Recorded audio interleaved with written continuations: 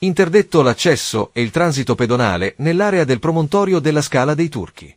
Lo ha deciso il commissario straordinario Carmelo Burgio, che coordina il comune di Realmonte dopo che il sindaco Sabrina Lattuca è stato sfiduciato a metà marzo.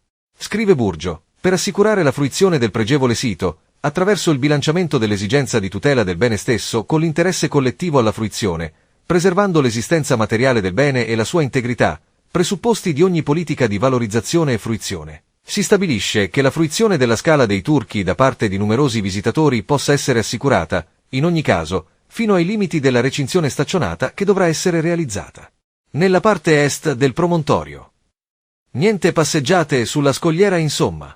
Nell'ottica della fruizione, si rende necessario, si legge nel provvedimento, assicurare un servizio di controllo e regolamentazione degli accessi e in considerazione delle poche risorse umane e finanziarie di questo comune è stato ufficialmente richiesto l'ausilio del libero consorzio attraverso l'impiego della Polizia Provinciale e o del Servizio di Protezione Civile.